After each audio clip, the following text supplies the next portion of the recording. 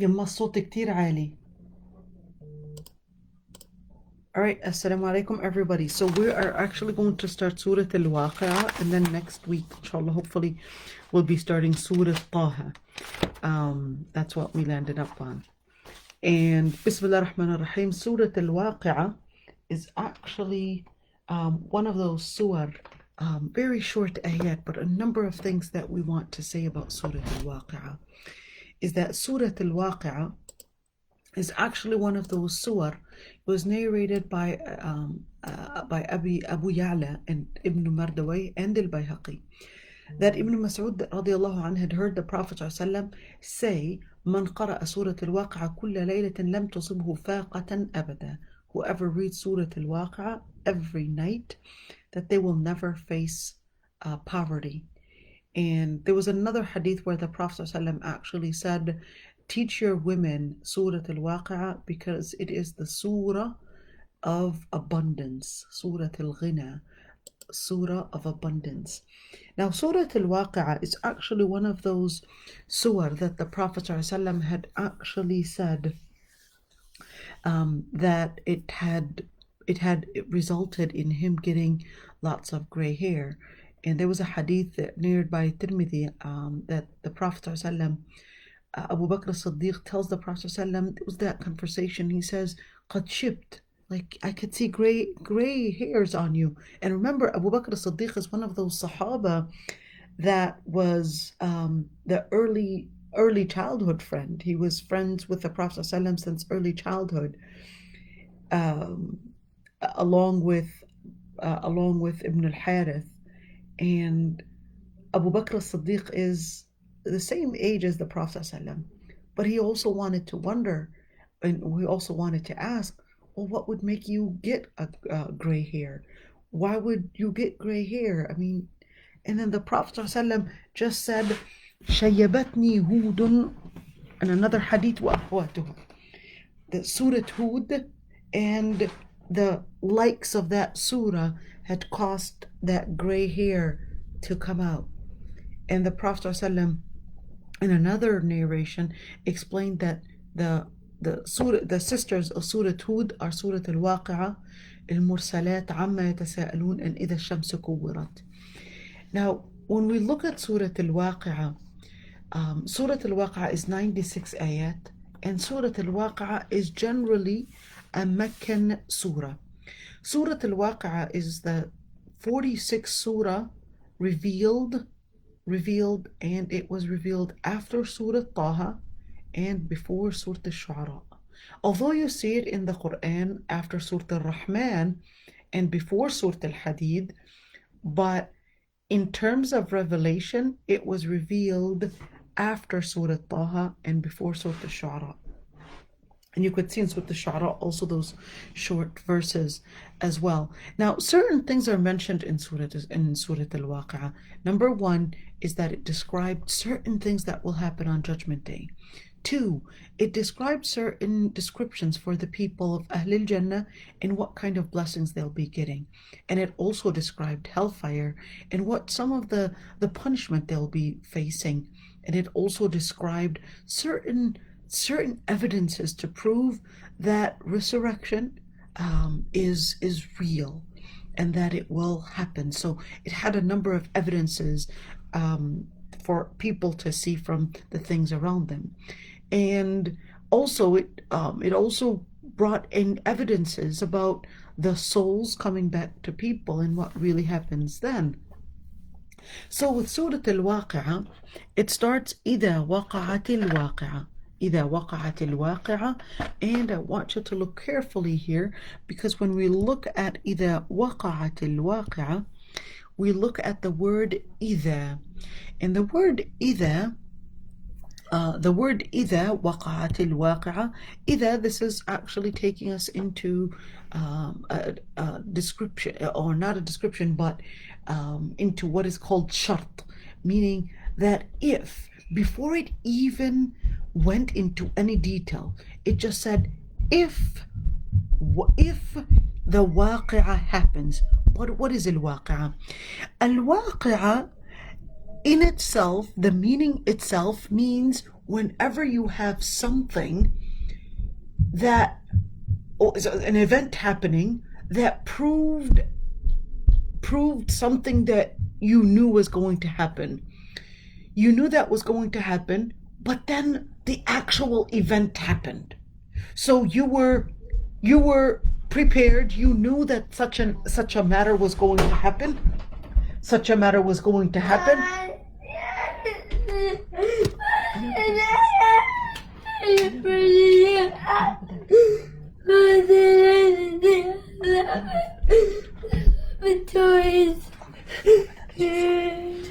So you knew that was going to happen, and now what you had already known had actually taken place. So إِذَا وَقَعَتِ الْوَاقِعَةِ, this is actually telling us, well, what you had already had knowledge of. What you already had knowledge of is right now taking place, but at the same time, so the Waqi'a itself is a word to tell you that you got the knowledge and now it's happening. But although you had known about it, but لَيْسَ لِوَقْعَتِهَا كَاذِبَةٌ, not a single person. So here there's that word لَيْسَ لِوَقْعَتِهَا كَاذِبَةٌ, which is not there, but this is in fact to tell you that not a single person would actually be denying that. لَيْسَ لِوَقْعَتِهَا كَاذِبَةٌ, that particular event happening, that particular moment, no one will be able to deny it, because it has become so real that no one would even think twice that maybe this is a delusion. You know, subhanallah, I've had a number of people that actually called me and questioned whether they're actually alive or not. But subhanallah, here Allah subhanahu wa ta'ala says, لَيْسَ لِوَقْعَتِهَا كَاذِبَةٌ. There's absolutely no way that anybody is going to be second thinking that this is not real. خَافِضَةٌ رَافِعَةٌ. خَافِضَةٌ رَافِعَةٌ. خَافِضَة meaning that it takes down. رَافِعَةٌ, it elevates. So it takes down others and it elevates others.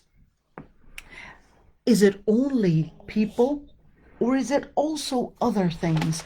Well, there are different interpretations to that. خافضة, that not only does it take down people that once were considered of high status, but now it's actually taking them down. So one, it's referring to people, that it's taking people that were at one point in high status, but because what is going to determine a high status and a low status is totally different than the earth and the materialistic dunya base, but now the base is totally different. The base is to elevate others and to lower the degree of others is based on Iman now. It's based on Iman. But other scholars said that خَافِضَةٌ رَافِعَةٌ, it also includes the things around us. The things around us. Mountains, high mountains, are right now becoming the lowest things. The lowest end is right now rising and becoming the dust that circulates the earth, and so forth. So now you're seeing that what used to be low is now high. What used to be high is now low. All that is coming for on the day of al-Waqi'a, on the day that you had expected but did not think that was to happen, where everything, including the matters, including the physics, are now coming to a change. Social status, everything is right now changing totally, where it's becoming the total opposites. What used to be up is now down. What used to be down is now up. إِذَا رُجَّتِ الْأَرْضُ رَجًّا. On that day, إِذَا رُجَّتِ الْأَرْضُ رَجًّا.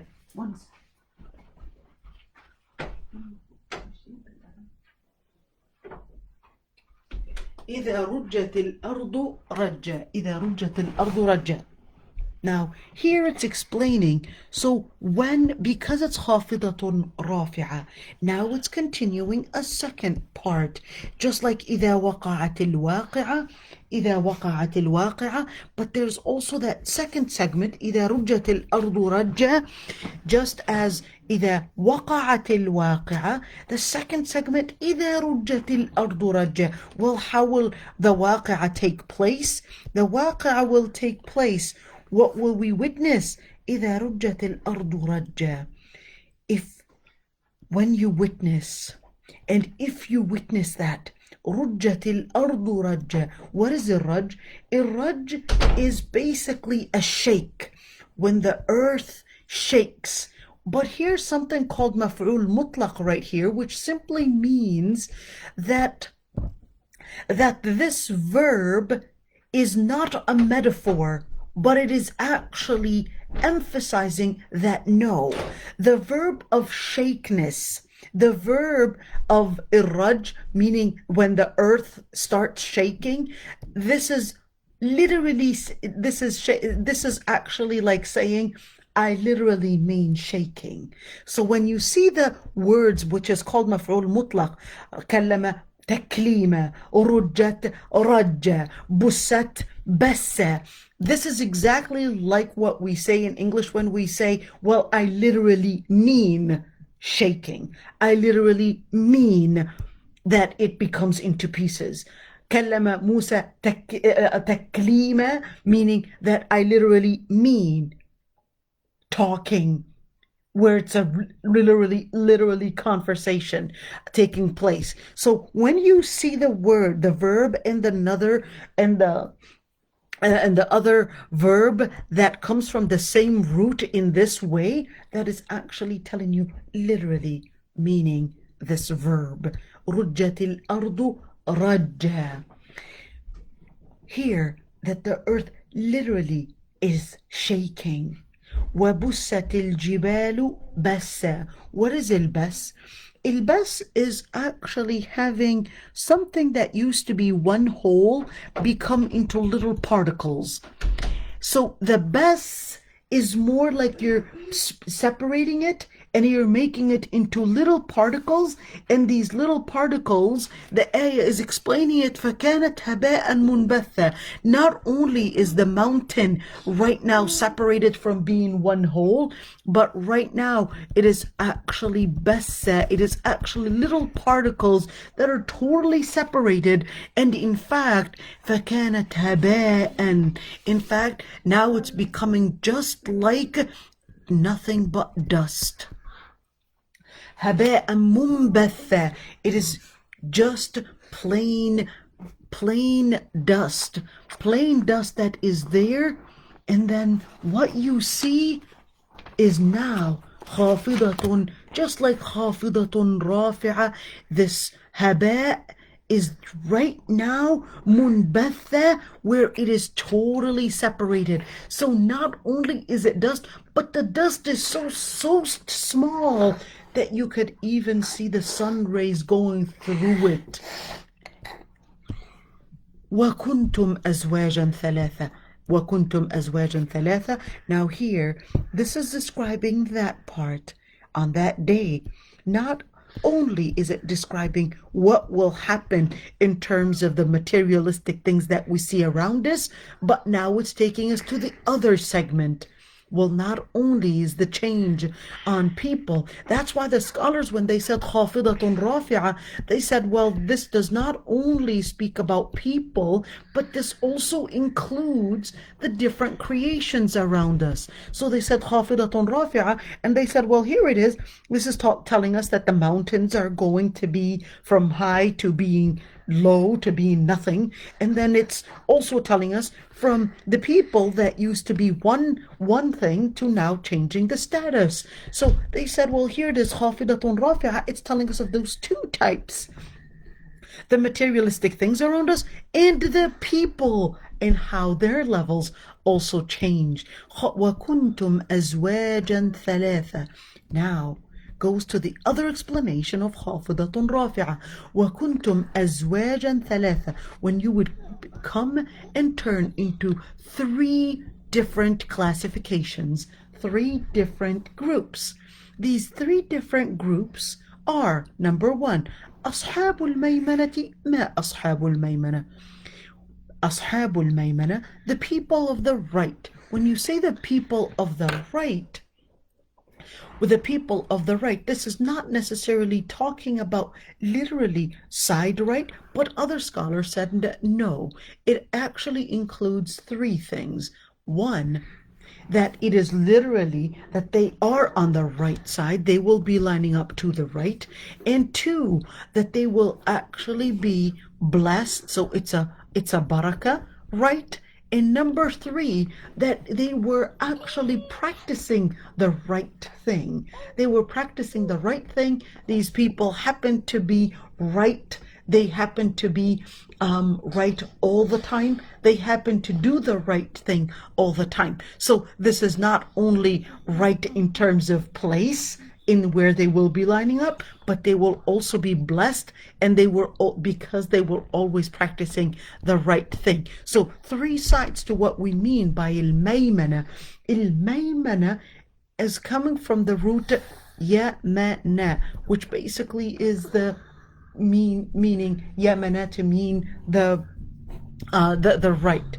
ما أصحاب الميمنة. ما أصحاب الميمنة.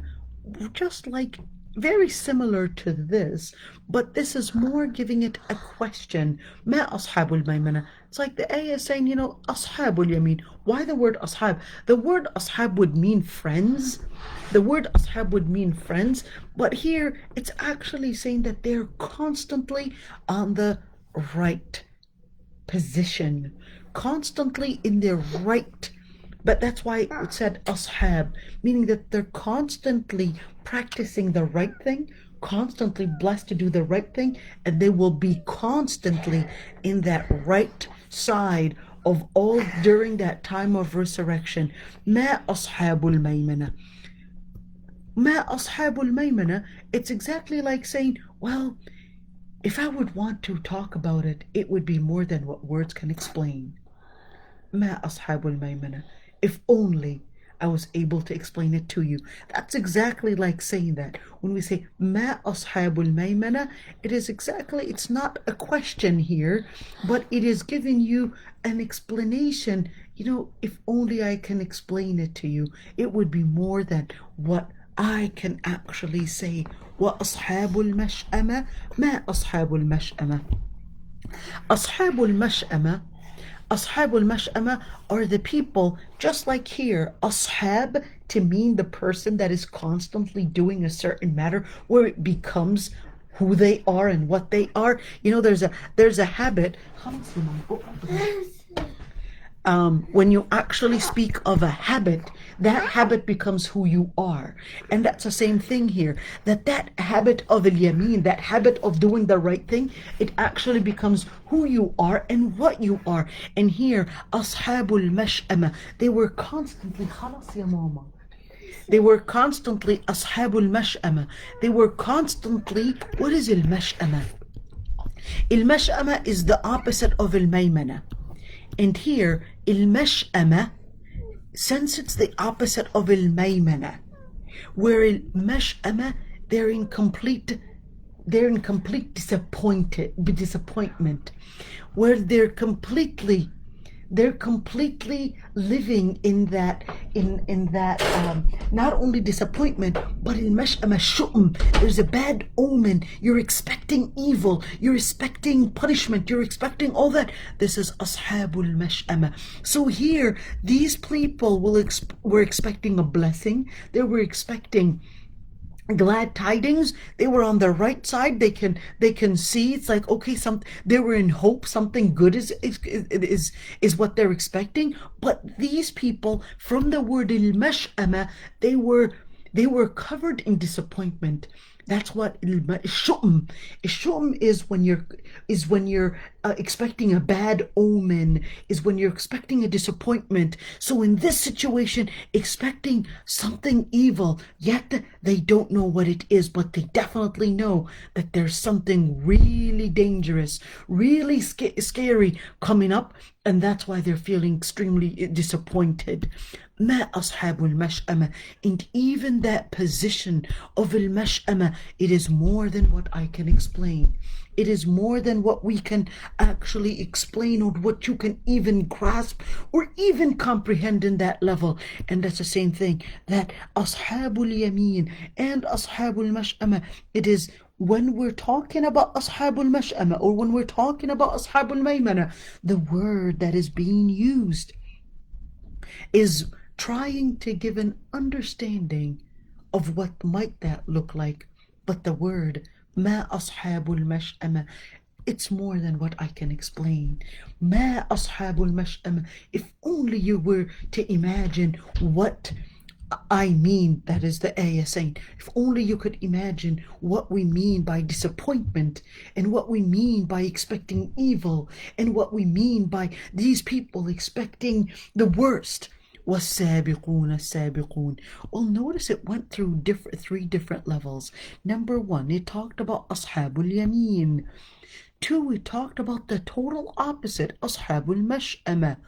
But three, it left it to the last. And those are the highest rank.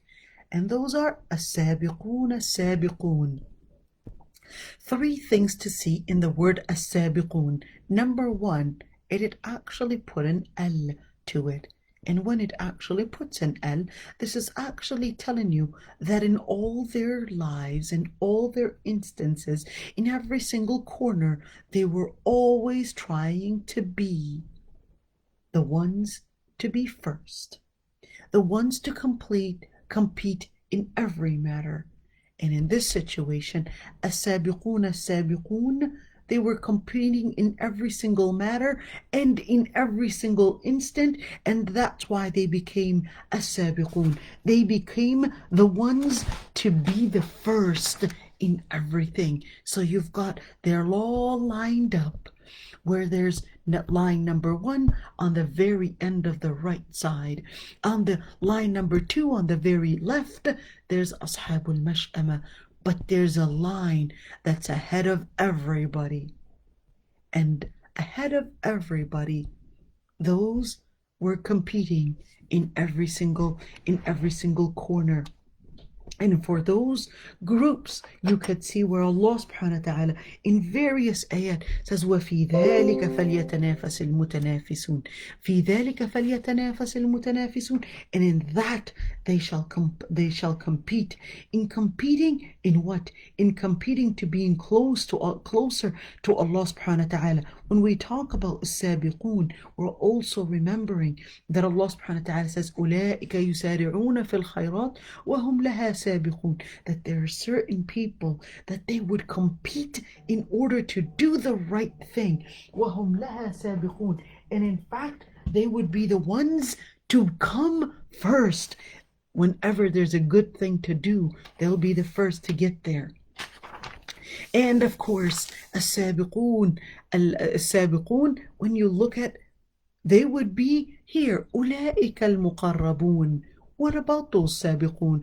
What about them? Why are they different? Now it goes, like it tells you here, ما أصحاب الميمنة. The words cannot explain.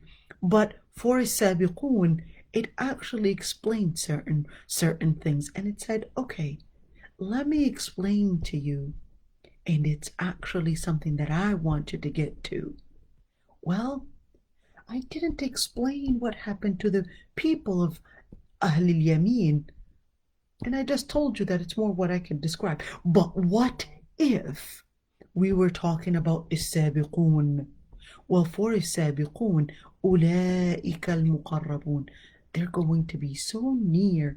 They were always near God Almighty. Al-Muqarrabun. When we say Al-Muqarrabun, the word Muqarrabun in itself, the word Al-Muqarrabun means near.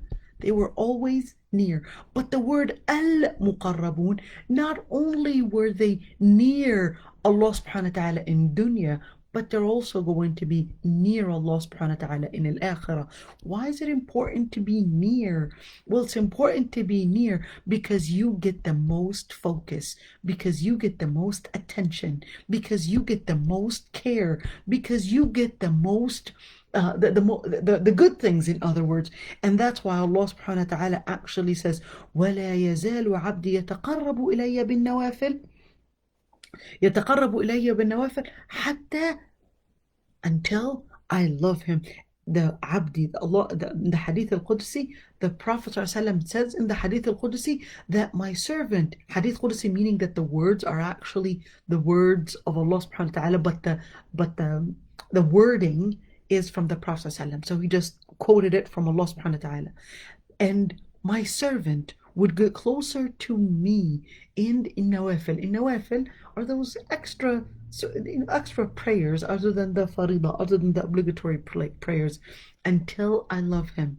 And if I loved him, I would be the hearing that he hears with, the seeing that he sees with, and even his hand power, and even his leg power.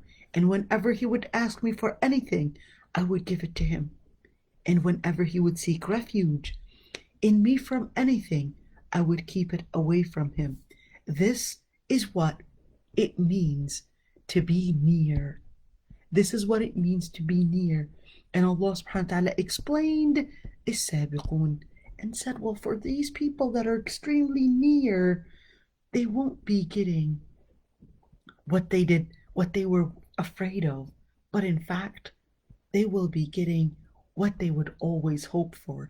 And this is not only in the akhirah, but this is also in the dunya. Muqarrabun. They are close to Allah subhanahu wa ta'ala, and Allah subhanahu wa ta'ala would be the one to grant them what they had wished for. في جنات النعيم. في جنات النعيم. في جنات النعيم. In jannat, in a garden, and na'im. في جنات النعيم, meaning what? في جنات. So here jannat, it came as, and you could see that the word is not with al. This is meaning that it is more than what one can count. Jannat, it is more than what can be counted. It is abundant. It is plenty. But here, an-na'im. When you look at the al here, it means totally different, because fi jannatin na'im. An-na'im, the word na'im means blessings, means entertaining, means you're so content, you're just in ni'mah, you're just in abundance of lots of entertainment, lots of good things around you. But the word an-na'im, it's like you're living in that total abundance of everything. So not jannatin na'im or jannati na'im, but it's actually jannatin na'im. So everything that blessing could mean, happiness and abundance, that's what Jannah could have. That's the absolute and total word. Absolute abundance is what this Jannah contains. And the word Jannah, anything that is hidden is Jannah. But here, you could see that the word Jannat, let me use the word and focus on the word Jannah. So there's the jinn. It's called jinn because it's hidden. Jannah, it's because there's a lot of greenery, and the greenery the greenery is so much that many times the green is described, the greenness is described in the Quran in a number of places as green, and in other places it's actually described as mudahammatan, that it is so green that the trees, their greenness sometimes can make it appear that it is more like the dark green. So here, Jannat, why is it Jannat? That the trees are so plenty that it's even hiding, it's hiding the things that are behind it.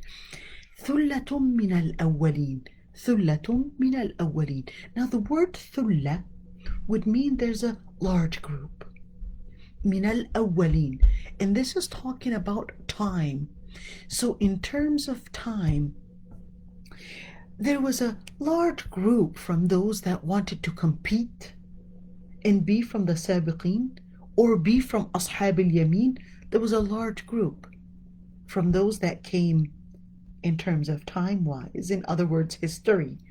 Back then, long time ago, there were a large group of those.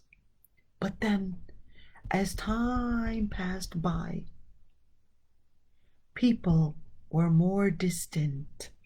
And that's why there was qaleel, there were few. There were few min al-akhirin, from the end of times. End of times, so when we look at the beginning of times and the end of times, this is telling us the beginning of times and the end of times.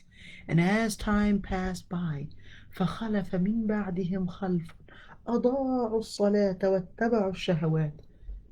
As time had passed by, one generation after another, the generation as it went closer and closer to the end of times, they had forgotten the legacy, forgotten the words, forgotten the revelations that Allah subhanahu wa ta'ala had sent. And that's why there were few from the end of times, which is our time.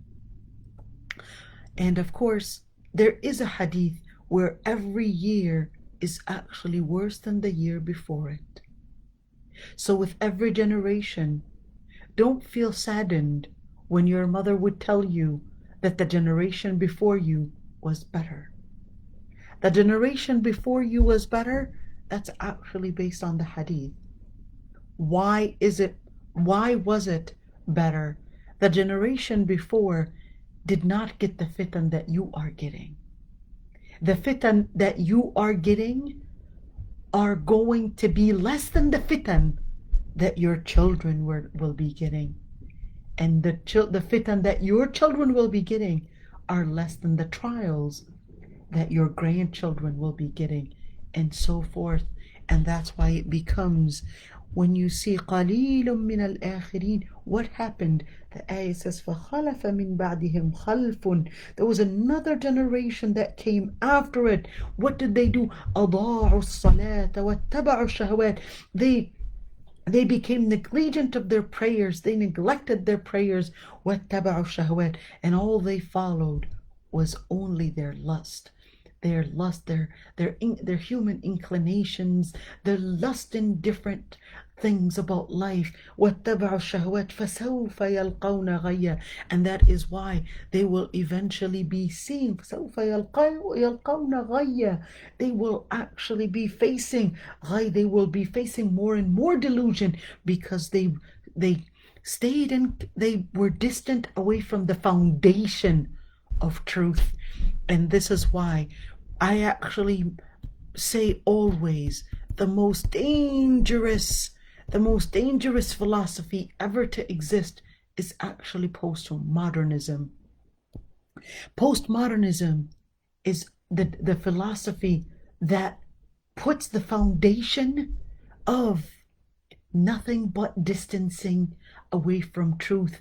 Throughout history, from the time of the Greek to the time of at least the 1970s, or even a little bit before that, you had always seen philosophy was about in search of truth and looking for the right thing. You had many philosophers that had many different theories, but it was all to get to the definition of justice and truth, regardless of whether you agreed with them as a Muslim or you didn't disagree with them as a Muslim. In the end, they believed that there was something called truth that they need to get to. But in the age of postmodernism, they came to a conclusion, the most dangerous conclusion ever to exist, that there's no such thing as truth. And if you would come to the conclusion that there's no such thing as truth, you would lose all the enthusiasm, all the research that you should have in order to search for truth. And when everything is considered relative, everything is relative, meaning that it's just a matter of opinion, then it becomes all the focus is on ego. You, as an individual, you would have your understanding of truth, your understanding of defining even anything of what you feel is right. In other words, it is all about ghaya. It is all about delusion. When delusion itself becomes the absolute truth, فانتظر الساعة, then wait for the judgment day. And this is exactly what is happening right now, when we're actually seeing alamat as-sa'a, the signs of judgment day, right in our very own eyes. In schools, they're being taught that this is all about relativism. This is all about your own self and how you view things. And even when we talk about factual things of male, female, and right, wrong, it becomes, you dare say there's such a thing as a fact of a male, female. Even the factual things, you cannot say they're factual, because then you're spreading hate. That's what you're being told. قليل من الآخرين. And there we could see قليل من الآخرين. Well, what happens? Then it's going to be even less and less and less people actually getting to the level of Jannah, or even getting to the level of being the ones to compete and being the first, because of all the fitan going even striking stronger and stronger. And that's why you're seeing right now, whenever I would go to the university as a chaplain, and I would see very few girls holding on to their Islam or proper hijab. Yes, there are more Muslims in universities, but you are seeing the numbers of those that are coming to the salah, coming to hold on to their Islam. There being fewer. What is the majority? Yes, the majority, we are seeing more Muslims, but the majority are living in a state of dakhan. What is dakhan? Dakhan, the Prophet ﷺ actually mentioned in the hadith that there's going to be goodness, but that goodness is going to have a lot of dakhan. What is dakhan? Dakhan is when you're calling something murky, smoky, murky, blurry. The majority, yes, they are going to be Muslim, but they're going to be murky in their understanding of Islam. Their understanding of Islam is not going to be as clear, as, what is the word, but as strong in its relationship on the foundation. The foundation is not going to be as firm. They're going to mix a lot of different ideas that have nothing to do with Islam. And that's what is scary. And this is the most common thing that we're seeing right now, is that people confusing Islam with probably a little bit of feminism, a little bit of postmodernism, a little bit of, you finish the rest. You'll see it. And they may not realize it and make a new interpretation and call it Islam. They want to hold on their Islam, but they will recycle. They will confuse bits and pieces of everything. And guess what? The saddest thing is when I even see so-called dua, so-called Muslim activists actually doing that. And then they won't just delude themselves, but they will delude many that will take them as pioneers to Jannah. At least They will see them as pioneers to Jannah. They will see them as, well, these people are activists. They're leading me to the right path. When in reality, they can't even see the dakhan. All they think, well, she's wearing hijab. He has a beard. He must be a good Muslim, and not realize that the thought itself contains a lot of dakhan.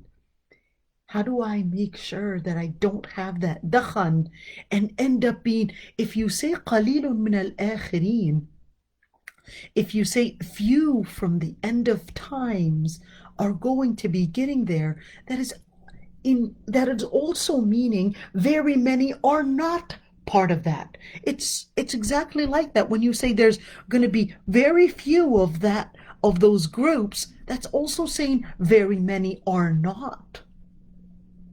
What is the majority working with? What is the majority dealing with? The majority are going to have dakhan.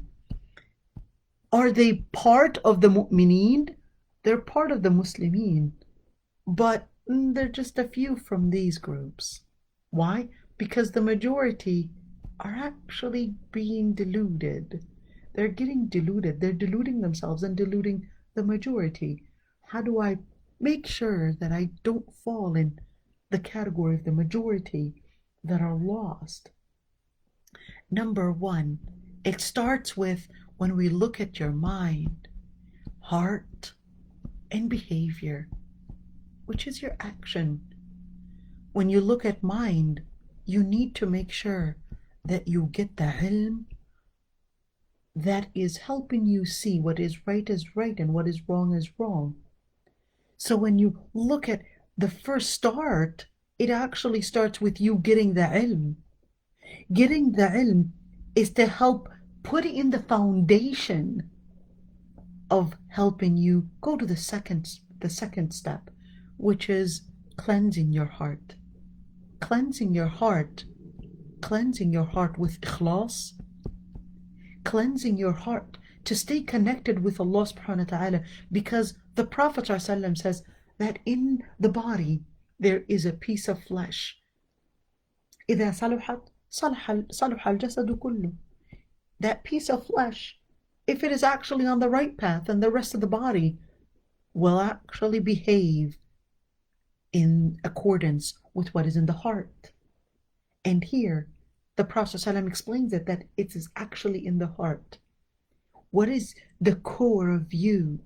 Are you practicing what your mind has taught you as the right thing to do? How do you make sure that your mind is not itself being deluded? You want to go back to the two lenses. You've got two lenses you've got two eyes, and those two eyes contain two lenses. Those two lenses, Quran and Sunnah. To be able to see the truth as truth, especially in the age of postmodernism, you need Quran and you need Sunnah. Quran to help you get that foundation of truth and your understanding and all the details of knowing about Allah subhanahu wa ta'ala, but you also need, in support to that, how do I actually practice the Quran? So when we look at the majority, how do I make sure that I'm away from all that? You got to look at those parts. Ya Allah. You know, subhanallah, and that only comes with Allah subhanahu wa ta'ala's tawfiq. It only comes with Allah subhanahu wa ta'ala actually guiding you to it. But you have to have the ikhlas. على سرر موضونة. To continue, على سرر موضونة. What about them? والسابقون السابقون. Now it explained it to us. أولئك المقربون. And those are in terms of their position. في جنات النعيم. Therefore, this is what they're going to get. And in terms of how many are they? Well, this is an idea of how many they are. And here, على سرر موضونة. Well, you want to know what they will get? Well, here's what they'll get. Surur mawduna. What is a surur? Surur are basically plural of sarir. Sarir is one. It can be a couch. And it can also be, a sarir can also be a bed. But a sarir is usually something that you can incline on. So more like an incliner, and it can be wide enough for you to spread, or for you to kind of, you know, uh, let yourself loose on it, your legs up, your hands, etc. موضونة. What is موضونة? موضونة, when you look at, for example, any bed, there's also always something that's keeping those blankets, those uh, pillows all together, keeping those woods together, everything together. In life, we use wood, but here it's actually telling you it's actually made of gold. May Allah subhanahu wa ta'ala give us all that. And may Allah subhanahu wa ta'ala make us from those that will be sabiqun as-sabiqun. And may Allah subhanahu wa ta'ala make us from those that will be seeing that. Ala surur mawduna. They will be resting on high beds, firmed and totally woven with gold. متكئين عليها متقابلين. متكئين, they're inclining, resting. عليها, on those beds, on those surur. متقابلين, facing one another. Why? Because socialization and making conversations, socialization, all that is actually part of the blessing. متكئين عليها متقابلين, they're facing one another. So what happened? Well, what happened is that Allah subhanahu wa ta'ala, why are they متقابلين? Why are they facing one another? They're having a beautiful conversation. And plus, Allah subhanahu wa ta'ala says, وَنَزَعْنَا مَا فِي قُلُوبِهِم مِّنْ غِلٍّ إِخْوَانًا عَلَى سُرُرٍ مُتَقَابِلِينَ. Allah subhanahu wa ta'ala says, وَنَزَعْنَا, we have uprooted all the hatred, the animosity that they might have had in their hearts. إخوانا على سر متقابلين. Now they're ikhwan, they're brothers to each other. They care about one another. They love one another. متقابلين, they're facing one another. They don't even want to turn their backs on one another. They're just facing each other, and they're all in this moment of happiness and complete content over one another.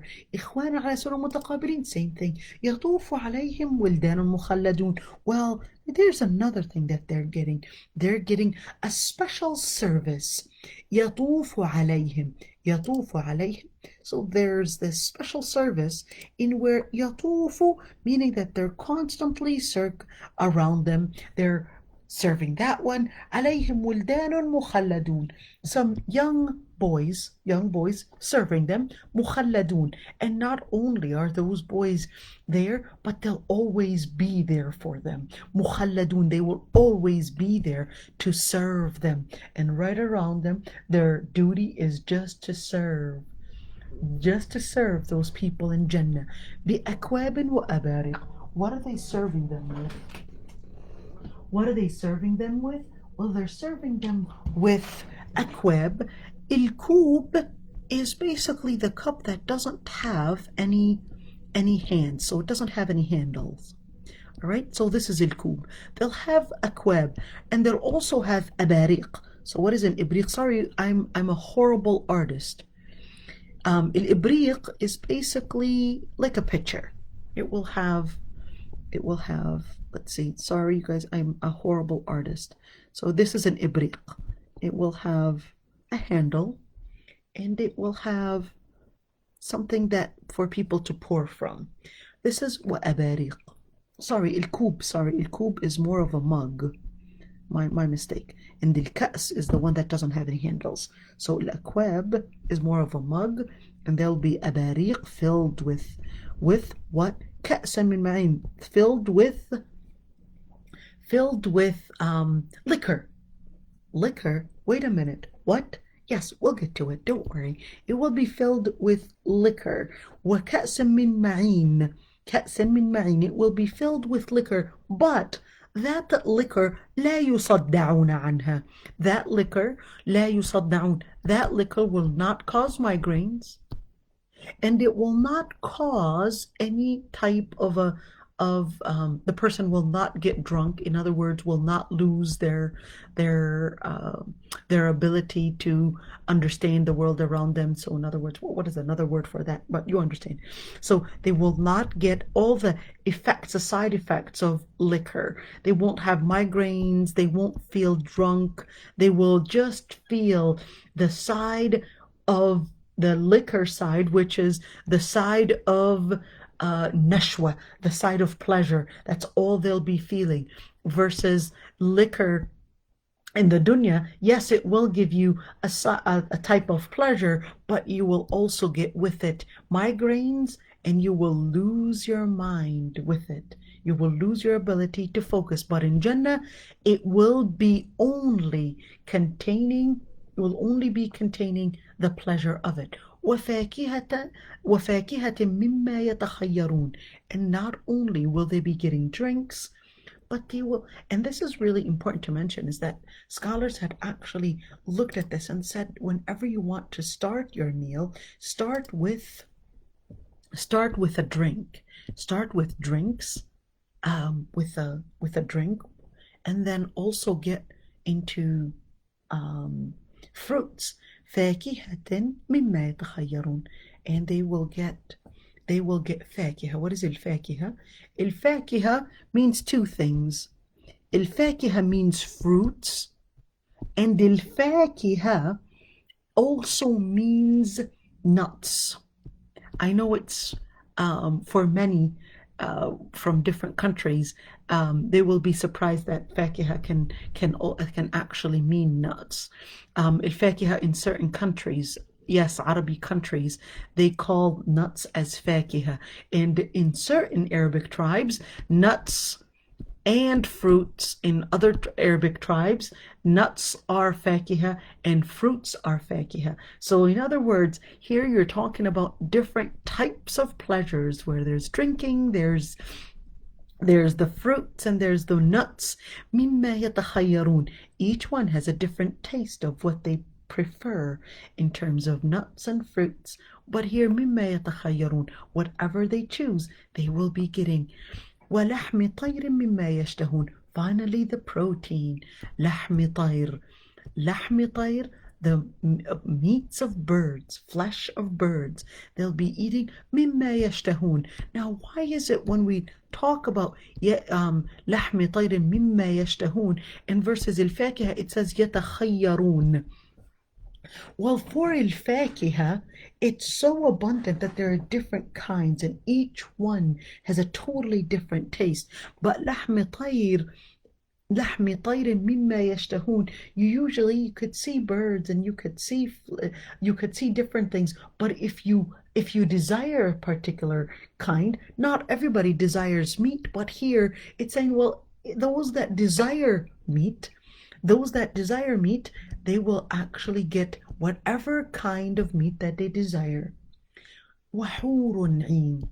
That's another type of pleasure. There's the drinking, there's the fruits and nuts and all that, and there's also the meat. But there's also another thing, which is the women. Women, I thought it was supposed to be something else. Well, وحور عين, Allah subhanahu wa ta'ala knows who He created, and Allah subhanahu wa ta'ala knows that these types of pleasures are actually part of our own instinct. These pleasures are always part, not only for men. So what about women? What about women? Do they also get a male hur or something? Well, they won't get a male hur per se, but Allah subhanahu wa ta'ala, the Prophet ﷺ had actually mentioned that Allah subhanahu wa ta'ala will let the woman's husband on Judgment Day actually have the ability to eat more, and the ability to of 100 men. In other words, the ability to give the woman, his wife, more pleasure. So here, وَحُورٌ, and even in Akhirah, Allah subhanahu wa ta'ala had actually mentioned even, and knows that It's normal. It's part of our human instinct that men desire women and women desire men, but still maintained it that yes, different or a number of women men may desire, but for a woman, even in the akhirah, even in the akhirah, Allah subhanahu wa ta'ala let it be pure. Let it be based on the instinct. Let it be something that no, you cannot have multiple men, but you will have that one man have the power of many men, but not multiple men. Look at this tahara. That's why Allah subhanahu wa ta'ala says, لَمْ يَطْمِثْهُنَّ إِنسٌ قَبْلَهُمْ وَلَا جَانٍ, that they will not even be, and nobody had ever been with these women before. This is tahara, this is pure. And in fact, even in Surah Ar-Rahman, it even explains it even further. And not only does it talk about il-hur, the women that have these wide, beautiful eyes, the wide, beautiful eyes, but it will also describe that they were actually maqsuratun fil khiyam, that they will be in their homes, they will be in their tents, they won't be wandering around, and they won't be going out there for other men to see. They will just be in that place. And this is talking about that jealousy, is that if it's within the limit is actually a good thing. It is even describing that even in Jannah, these women are not constantly revealing themselves. And it saddens me so much when I see a lot of the Muslim women are posing.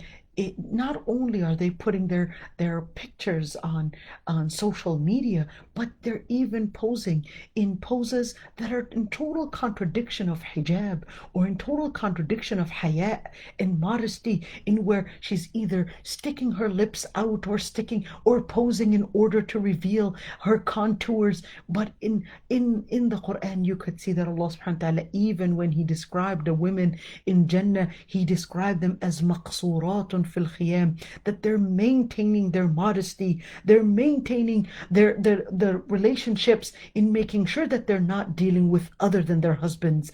They're maintaining who they deal with, they're maintaining themselves. And that's something that we as women in the dunya, as salihat, in salihat, that we learn even from the women in Jannah, that they're hurun ain, beautiful, but they don't expose themselves. They don't expose themselves anywhere, not on social media, and not even in public like that. They don't expose themselves. And that brings in more pleasure to the husband and more pleasure to herself as well, because she will, without her realizing, when she's maintaining herself, she's actually maintaining her security, her confidence, maintaining her relationship with her husband, and she's maintaining that psychological content and inner feeling that she's only to her husband, and she will only reveal her beauty to her husband, and will only keep it at that. كأمثال اللؤلؤ المكنون. Those women, yes, they are maqsuratun fil khiyam. They are maqsurat. They're only within their khiyam, within their own tents. But let's see what they look like. كأمثال اللؤلؤ المكنون. Those hur are so beautiful that they're actually similar. اللؤلؤ المكنون. اللؤلؤ المكنون, that they're actually, اللؤلؤ is like pearls. They're just like pearls. Maknoon, where that it's so, it's hidden. Like even when you see the pearls, they're inside their shells. The lu'lu', the pearl is inside the shell, and that's the same thing. They're hidden, they're preserved.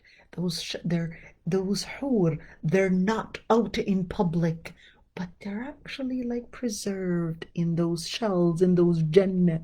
They're preserved only for that, for the man that deserves that. Same thing for the woman. In fact, the hur will actually be considered the servants not only for the man, but they will also be considered the servants for the woman wait a minute, won't the women be jealous seeing her husband with all these beautiful women surrounding them? Well, Allah subhanahu wa ta'ala tells you that there will be no jealousy, there will be no agony, there will be no tensions. So just as Allah subhanahu wa ta'ala was capable of putting those feelings inside of us, He's capable of making us not feel those feelings. How is it that we're able to not feel those feelings? Well, guess what? Look at those that are ill with leoparditis. How is it possible that a person can all of a sudden lose their ability to feel very hot things or very cold things? It was just nerves that died out. And just like Allah subhanahu wa ta'ala is able to make those nerves feel any of those pains, Allah subhanahu wa ta'ala is capable of making you not feel the pain of jealousy or even feel it at all. جزاء بما كانوا يعملون. Ya Allah, when I see the word maknoon, it's, I'm so sorry, sisters. I know some of you are going to be hurt with this comment, but pictures of sisters on their social media posing in the least I could call it is immodest way. In where revealing the contours or even trying to show their dala or trying to show their feminine part and trying to put their poses in order to bring attention, the men attention, etc. It is so inappropriate, so inappropriate. Allah subhanahu wa ta'ala actually described the woman that was walking with Prophet Musa alayhi salam, that tamshi ala istihya, that she was walking with istihya, with bashfulness, and Allah subhanahu wa ta'ala was actually praising her. For sisters to be in that way, to look at the guys and even the guys even looking at the women in that way, it is so munafil al-haya, it is so contradictory to shyness and bashfulness and akhlaq and adab. Allah al-Musta'an. It is right now becoming the most common thing that I see on social media. It is so sad. جزاء بما كانوا يعملون. جزاء بما كانوا يعملون. So that is جزاء. That is the reward. بما كانوا يعملون. بما كانوا, the reward for what they used to do. For what they used to do. This is exactly what they will be getting. لا يسمعون فيها لغوا ولا تأثيما. لا يسمعون. And not only will they be having all these different drinks and all that, but even the sound of it. لا يسمعون. They won't be hearing لغوا. Trivial talk. Trivial talk can include gossip, can include backbiting, can include those different ways of lahu. It's just harmful talk. It eventually comes back to you. ولا تأثيما, and not even swearing. And this is in order to teach us that if you want a stable home, you want a happy home, you don't engage in any type of swearing, in any type of trivial talk, in any type of harmful talk, because it will come back to you and it will take you out of even Jannah. How is it if it was in dunya? This type of talk, it does not suit the Jannah, and neither does it suit a believer. And that's why the Prophet ﷺ said, ليس المؤمن بالطاعان ولا اللعان بالطاعان ولا اللعان ولا الفاحش ولا البذيء. What does that mean? The Prophet ﷺ says a mu'min is not a ta'an, is not a person that's speaking ill of people, where it's describing things that they don't like people talking about them in these matters, and does not damn things, does not curse things, ولا الفاحش, and does not speak of things that are supposed to be hidden in explicit language. In other words, they don't say all these words that are supposed to be hidden. they needed to use the bathroom, they'll just say, I need to go use the bathroom, but they won't say what's happening there. They same time they won't be using this type of language to describe those disgusting things or to describe things that badi, things that are supposed to be private. The believer does not speak of private things, speaking about it publicly, does not do that. If not even talking about it, if not even talking about it is appropriate for a believer, Ya Allah, it hurts me to see that right now I'm starting to see a lot of sisters posting on social media, them making up with their husbands. On social media, even if it's your husband, she's a hijabi, but she's actually posting an image of herself in a private moment with her husband on social media.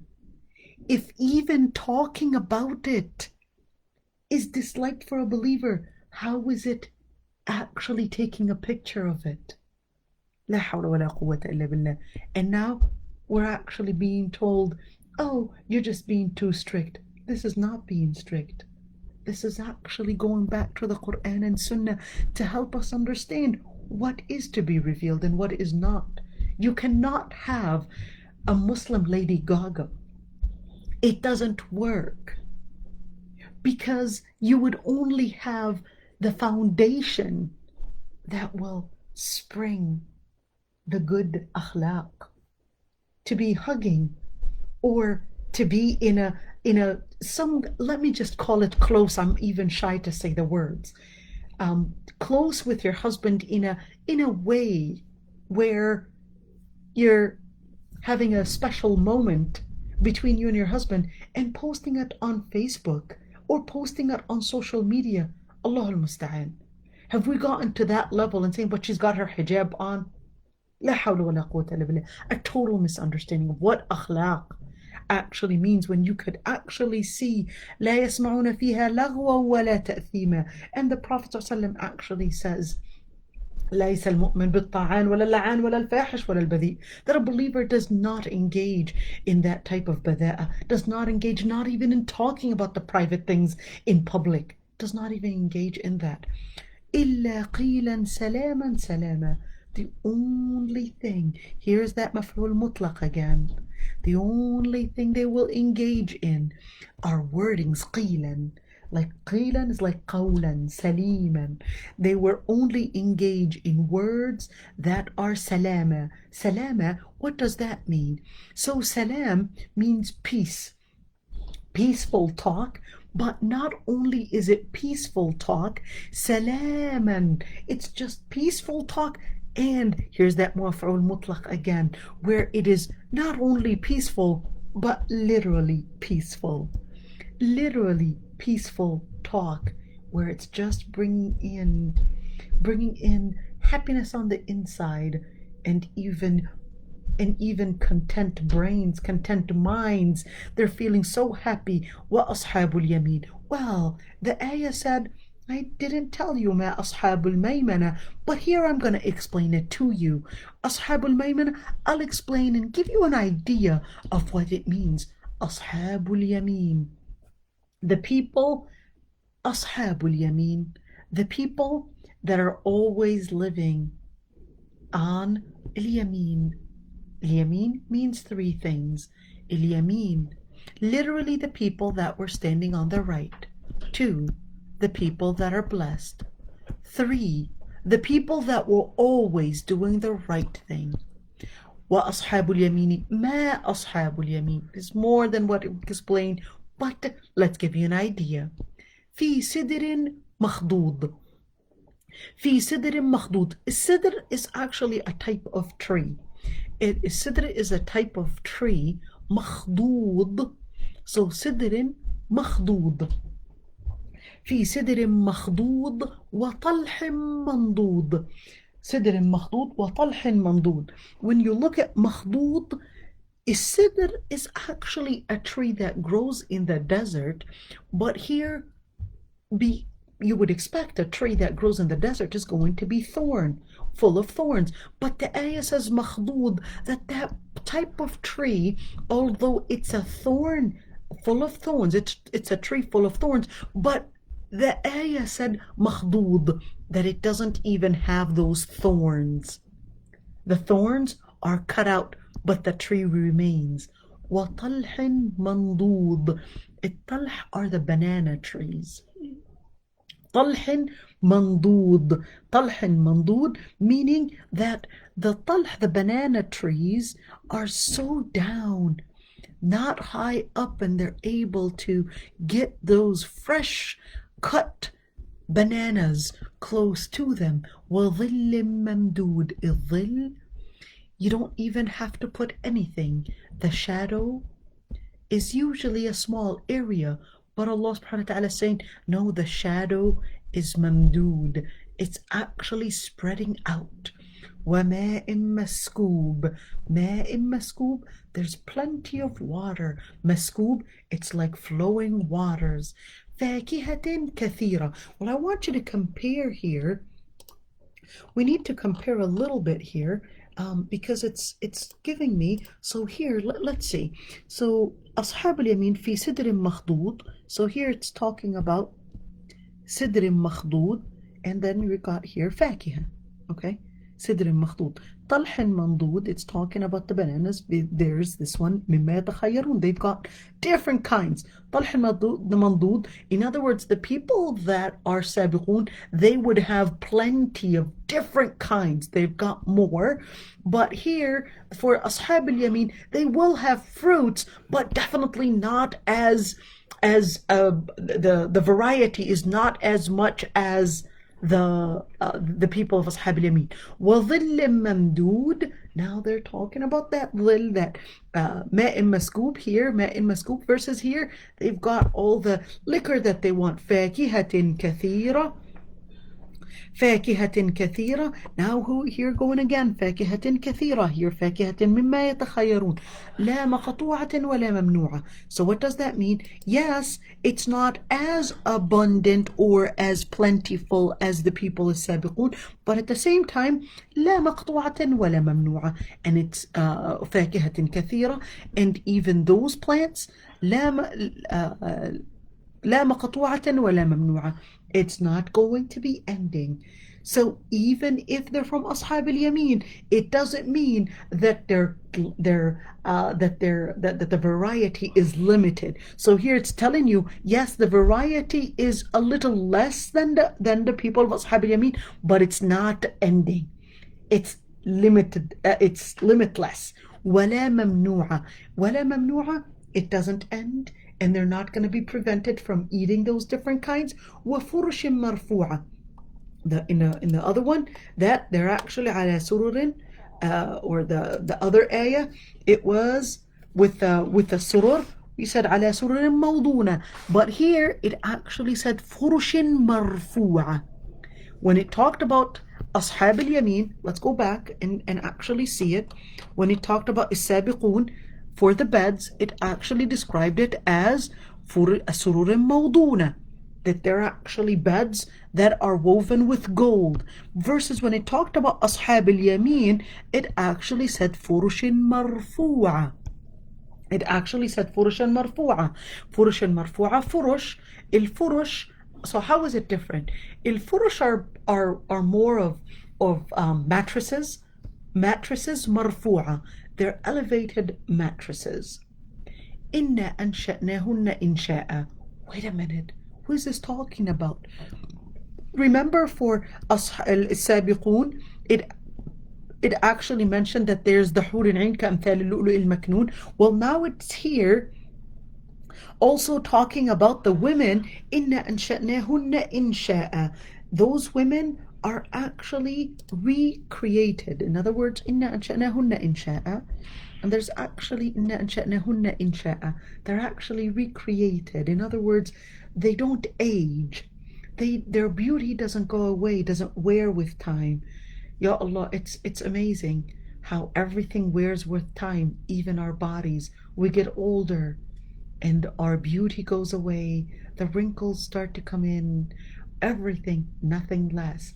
And here, فَجَعَلْنَاهُنَّ أَبْكَارًا, not only is the beauty on the outside, but even our bodies. So Allah subhanahu wa ta'ala says فَجَعَلْنَاهُنَّ أَبْكَارًا, that Allah subhanahu wa ta'ala is making those hur al-ain, and not only hur al-ain, but even the women that enter Jannah. That is inshallah us, inshallah. فَجَعَل, that we would be recreated, and we're all the same age. We're all going to be, inshallah, we're all going to be newly created, and no flaws, none on our skin, and no flaws anywhere. And in fact, even flaws are like holes, like like skin where it has different problems in it. فَجَعَلْنَاهُنَّ أَبْكَارًا, where these women would be abakara. Abakara meaning that they would be virgins, because Allah subhanahu wa ta'ala actually says لَمْ يَطْمِثْهُنَّ إِنسٌ قَبْلَهُمْ وَلَا جَانٌ, no male, whether from the humans or the jinn, had ever been with these women. عُرُبًا أَتْرَابًا, عُرُبًا أَتْرَابًا. Uruban meaning that they would be loving to their husbands, and their husbands would be loving them. And there's no beautiful Jannah, even in dunya, than having a good relationship with their husband, than actually having good husbands and good spouses and good wives, and having a stable marriage and a happy marriage. Atraba, they're all the same age. So no woman would consider that, oh, that woman is younger than me and time has wore off my skin. No, they're all the same age. لأصحاب اليمين, all that is for لأصحاب اليمين. Li means for. لأصحاب اليمين, for the people that are from اليمين. ثلة من الأولين وثلة من الآخرين. There's a large group from those that lived before, and a large group from those that lived later during our time. We're going to end here, inshallah, that we won't go into the other scary part. So we'll end right here, and inshallah Allah subhanahu wa ta'ala will actually make us from those from السابقون, and make us from the السابقون, and make us from those that will be also getting Jannah, ya Rabb. And Allah yarda annak ya Rabbi, Allah yahfadhku jami'an, and may Allah subhanahu wa ta'ala grant us the Jannah, and may Allah subhanahu wa ta'ala make us from those that will get all that in Jannah, and make us also those that will be ادخلوا الجنة أنتم وأزواجكم تحبرون, enter you and your spouses Jannah, and that you would be lovable to one another. All right, Sister Zainab, you wanted to say something. Go ahead, Sister Zainab. Wa alaikum salam wa rahmatullah. I have a lot of questions. Oh, sure. So, from the Ashabul Yamin, does it include also like the fact that we will get, inshallah, people who will get the book in their right hand? So this does also include Ashab al-Yamin, so they're right in everything, but and that also, so they're, yes, blessed, etc., all the things that I had mentioned, but it does also mean part of, not only are they standing on their right, but they will also be holding the book on their right. They will also be on the right side of Allah subhanahu wa ta'ala. So there's actually more to that, but I just put it in those three different categories because I didn't want to go in so much detail. Okay, no, because it was just one of the definitions that I learned. Right. Other one, this one I didn't understand. وَكُنْتُمْ أَزْوَاجًا ثَلَاثًا. Zawj is 2, 2, 2. Thalatha, like, is categories. It's like, so that means you are 3 in groups, but you stand in 2, 2, 2s. So there are different opinions between scholars on whether you're standing in pairs or whether it's actually talking about different classifications, or 3 different classifications in where you're standing in twos, or different classifications in where it's pairs. How are we talking about the pairs, or how is the line actually lined up? Because the Prophet ﷺ actually says يُحْشَرُ الْمَرْءُ مَعْ مَنْ أَحَبَّ, that the person will be resurrected with whom they they loved. In other words, they took as their role models. They loved. They imitated. They did emulated whatever it is. So here, will they be literally lining up with them, or will there be different groups and different pairs? But in short, azwaj is zawj are actually a pair, and thalatha, so that there will be different pairs and different groups. Subhanallah. Okay. For the word wildan, is that means like they're young boys? There Or wildan are actually young boys. So they're young, they're vibrant, they're strong, they're just there just to serve. So they won't get okay. tired. They're not older men. We see when it's a young boy, you're able to ask them. You would feel more comfortable, asking a child to do something, than actually asking an adult to do something. No.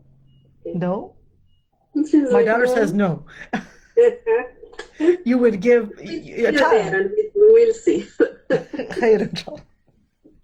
So the other one is like, subhanallah, when it comes to the drink, like the order of food, like drink, then fakiha, then lahmun tayyib, or the other one, can we take this one like this is Allah telling us this is a healthy way of eating as well too? There are some scholars that actually said that this is the healthiest way in eating, where you start with drinking, you start with a drink, and you would continue with fruits or nuts and that you would then continue with the protein. So finally you take the meat as the final thing, and that will give you that will give you the body in order to preserve different behavioral things. Okay, mashallah. The other one you mentioned there is لم يطمثهن إنس ولا جان. قبلهم إنس ولا جان. Yep. Yeah. Can you explain this one to me? Because the other day we were talking about the jinn is touching the human being. So لم يطمثهن إنس قبلهم ولا جان, meaning, because remember, there even in Jannah, there's going to be jinn in it too. So even jinn will get Jannah. But these hur ain, لم يطمثهن, الطمث is actually a cycle, right? الطمث is actually the cycle. But here, لم يطمثهن, meaning that they were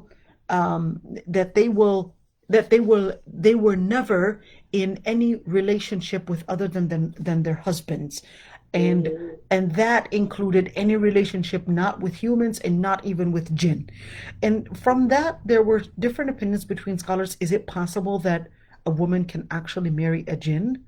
Is it ever possible? So differences of opinions between scholars on that, whether it's possible or not. But in general, that Allah subhanahu wa ta'ala is describing that the women in Jannah, they were not touched, to mean that they were not in any intimate relationship with not humans and not jinn.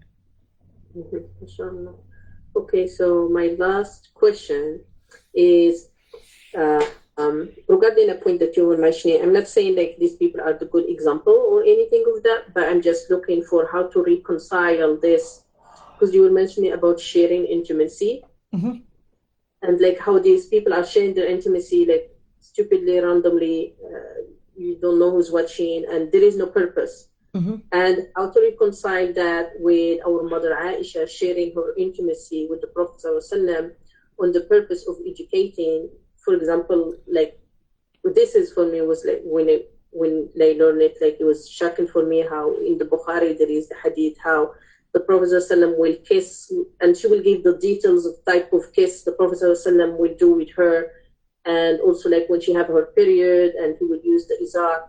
So like she didn't mention the type of kiss. She just said that the Prophet ﷺ would actually kiss them before he would go for salah, and that when he would hold the cup, he would actually drink from the same side that she's drinking from.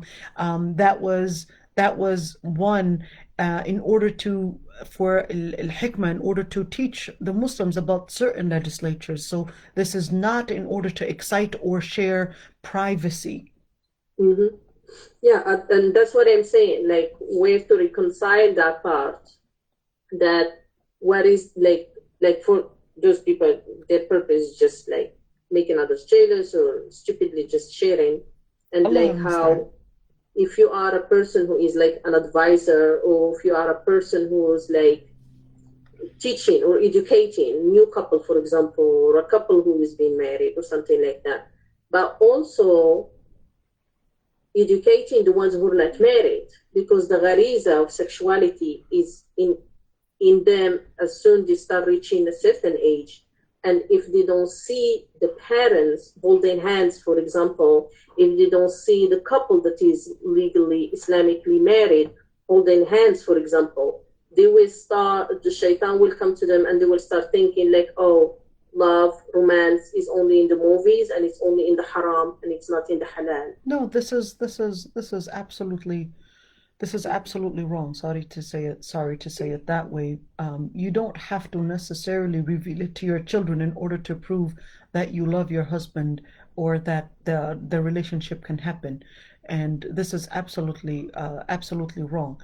If you expose your child to the movies and all that, it is it is absolutely uh, let me say, irresponsible to actually expose the child to all of that. You don't expose your child not to the lust that is revealed in movies and not to the lust that is revealed in that is and not reveal it what is reveal what is happening between your husband either.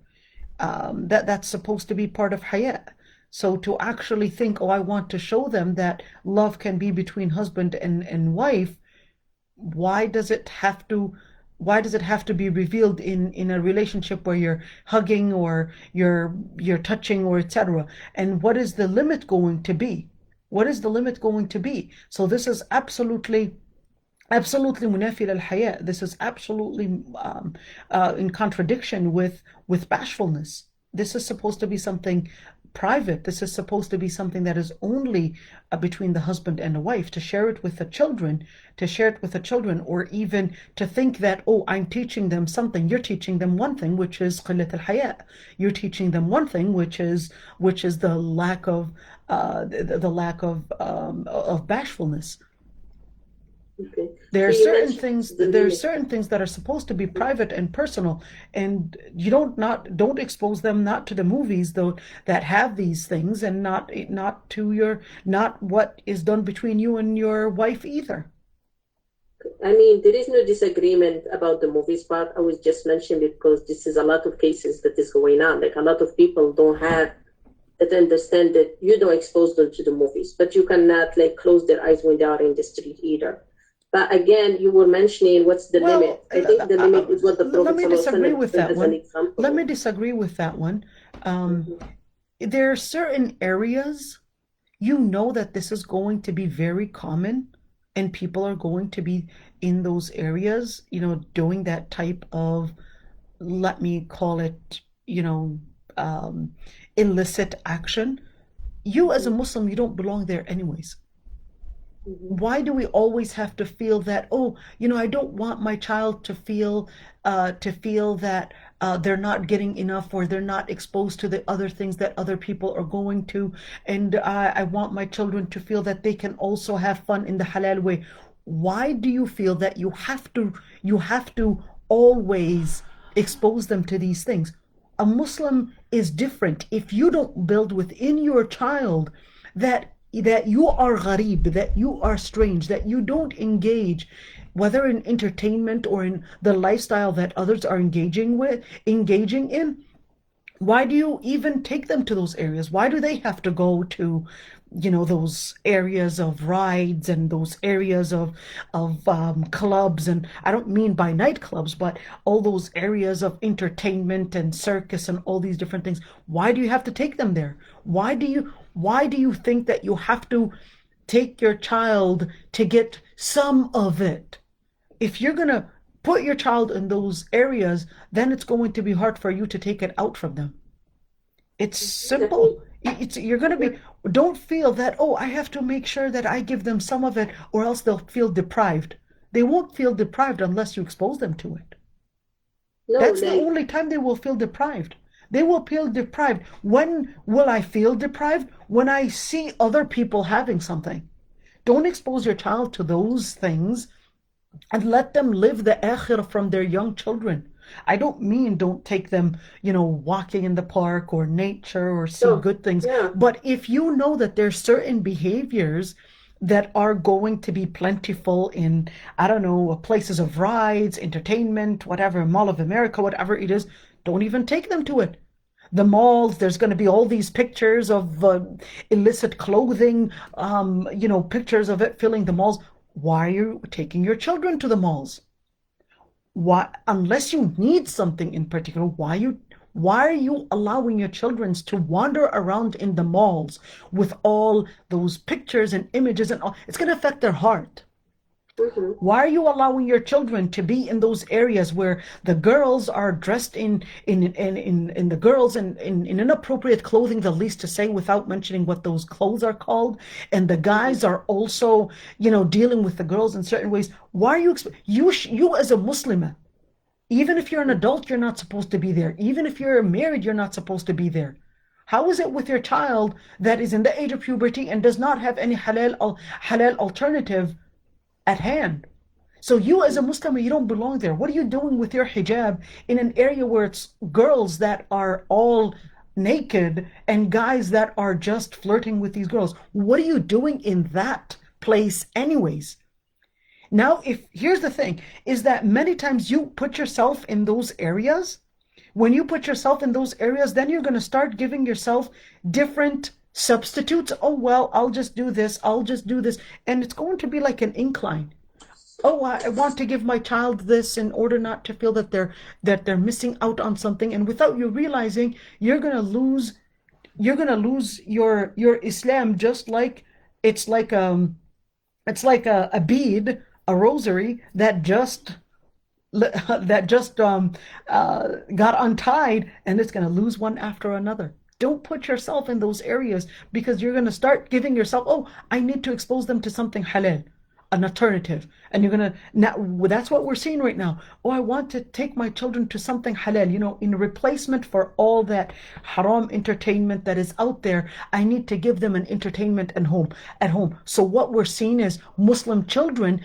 Many parents would think, oh, I don't want them to go to the circus and play in those games and gambling, so I'll give them a game at home to play with. And our children are on their gadgets all the time. And then guess what? All those gadgets, I'm seeing this all the time, where mothers are giving the children to play with Fortnite and all those different games, and the children are actually saying all those bad words, all the profane profanity, and they don't even realize that this is what they're actually using. So they thought, well, at least they're home, at least they're under my eyes. You didn't give a better alternative. You just changed the area. It's not a better alternative. You just change the area. So if you want your son to grow and your daughter to grow on khair, let them drink from khair. Let them drink the khair. Let them hear the khair. Let them expose them to the khair. But if you think you can expose them to the different things and say, well, I don't want them to feel deprived, I don't want them to feel excluded, they're going to drink from all that, the fasad and the fitna, and then you're not going to be able to control it, because you were so concerned about giving them a quote-unquote halal alternative. As long as my daughter is wearing hijab, she's got this cloth on her head, and I can take her to that dancing party. As it's a halal alternative. All the women, it's just women.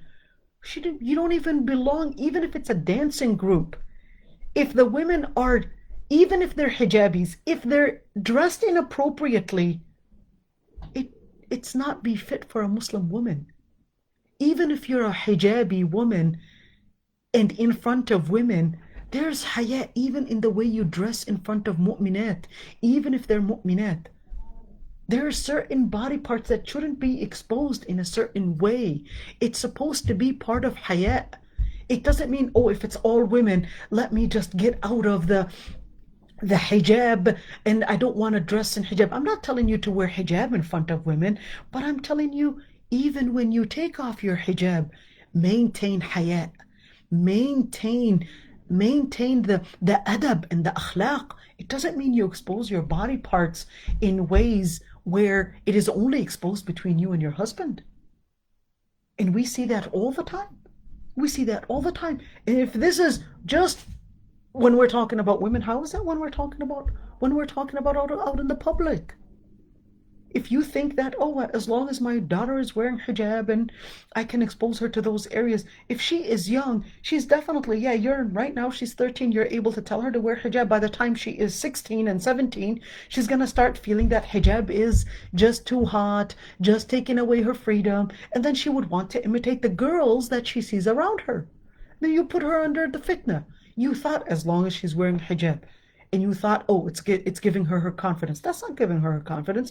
That's putting her right on the doors of fitna, or putting him on the doors of fitna as well. Oh, as long as he prays, and you're putting him in this Wisconsin Dells or whatever it is, and all the girls are feeling all the men and guys feeling in this fitna. Why always thinking that they need to have enough entertainment, and then entertainment becomes the rule and not the opposite? Entertainment is supposed to be the little time and not the most of the time. Now our children are actually seeking constant entertainment rather than entertainment is just supposed to be for a few minutes.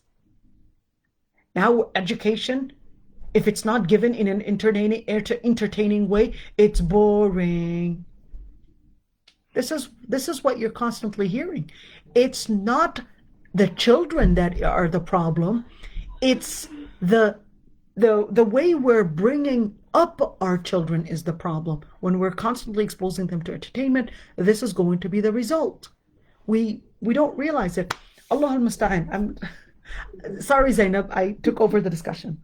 No, I love you. And like the last question, like it was off, but it's okay. I have one question before we do the closing. Can you please elaborate about women's hijab among women? So generally speaking, there are different opinions on what is the amount of women's hijab in front of women. One, they said in front, just like she would dress in front of her mahram, meaning her brothers and uncles, etc. And opinion two said what usually appears, when she works, etc., when she works at home, but certain things may be uncovered. And the third opinion said the awra is from the belly button to the knee. But here's one thing, is that even if we are to assume the belly button to the knee, which is a novel to the knee, you want to remember that right now there are certain clothes that are designed in order to expose certain body parts in certain ways. And of course, you guys understand what I mean by that. So even, of course, a woman nursing her child is absolutely different than when a woman exposing her body parts or contours in a certain way where it is really just intending to reveal it in a sexual manner.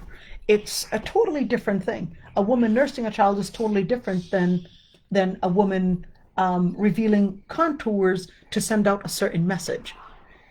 And when we say the novel to the knee, that doesn't mean that, okay, let's get outside of the akhlaq of clothing to say, well, I've got it this. So there is no evidence, really. There is no evidence on saying this part can that this part can show and that part cannot show, etc. There is the strongest one is really from the navel to the knee.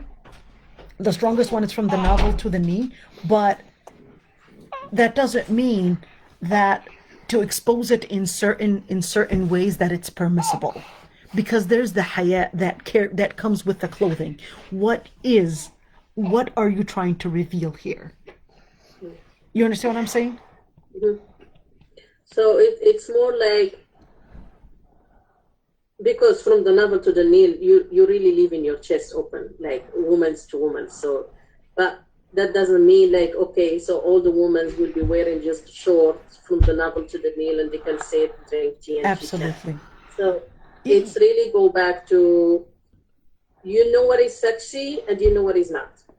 Well, you know what, subhanallah, yani there are certain things that even a non-Muslim would know what is appropriate and what is not appropriate in many times, although they're within this relativism right now. But generally, there are certain adab that even our fitra can recognize that no, you don't belong in there. And subhanallah, clothing is not just an issue of modesty, but it's also honor. You know, even when Allah subhanahu wa ta'ala described the women in Jannah, described their clothing, that they're covered, that they're this. Clothing and covering is actually haiba. It's actually honor. It's actually to give you dignity. It's not, it's, you know, maintain your haiba even if you are around your sisters. Maintain your haiba even if you're around women. You have to maintain your haiba in where you're maintaining your deen, you're maintaining your nazar. Allah subhanahu wa ta'ala talked about al-basar and said, and even described it that it's that ذلك أزكى لكم وأطهر. That is أزكى لكم, it's pure for your hearts. وأطهر, and it's pure, it's cleaner. It's to help you focus on the right matters. It's to help keep you in an elevated position in where you see the world through the lens of purity, through the lens of principle, through the lens of honor and dignity. And maintaining that, you know, don't get carried away. Well, I want to show women that I'm not what is the word, that I'm not fanatic, or I'm not strict. And don't be so concerned about how people feel about you. You practice what is haq regardless of what people think of you. Because you are not competing with the people around you. You're competing with the people that have lived before you. You're competing with those people.